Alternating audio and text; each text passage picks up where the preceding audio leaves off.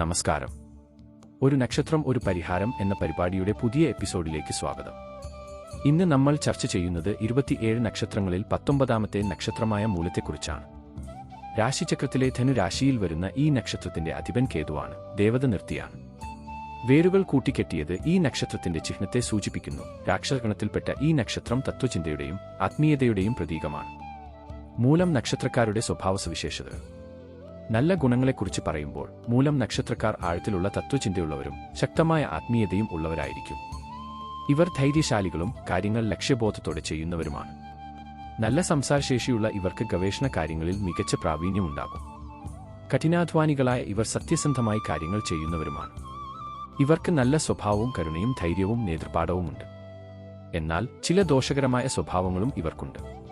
ഇവർക്ക് അഹങ്കാരം, രഹസ്യ സ്വഭാവം, അസ്വസ്ഥത, പെട്ടെന്ന് ദേഷ്യം വരുന്ന സ്വഭാവം എന്നിവ ഉണ്ടാകാൻ സാധ്യതയുണ്ട്. ചിലപ്പോൾ ഇവരുടെ സ്വഭാവം സ്വയം നശീകരണപരമായി മാറിയെന്നും വരാം. ആരോഗ്യപരമായ കാര്യങ്ങളും പരിഹാരങ്ങളും.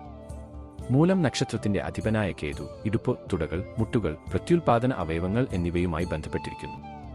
ജ്യോതിഷ വിവരങ്ങൾ പ്രകാരം ഇവർക്ക് നാഡീവ്യൂഹ സംബന്ധമായ പ്രശ്നങ്ങൾ, മാനസിക പിരിമുറുക്കം, സന്ധിവാതം, ഇടുപ്പുവേദൻ, നടുവേദൻ, ശ്വാസകോശ രോഗങ്ങൾ എന്നിവ വരാൻ സാധ്യതയുണ്ട്.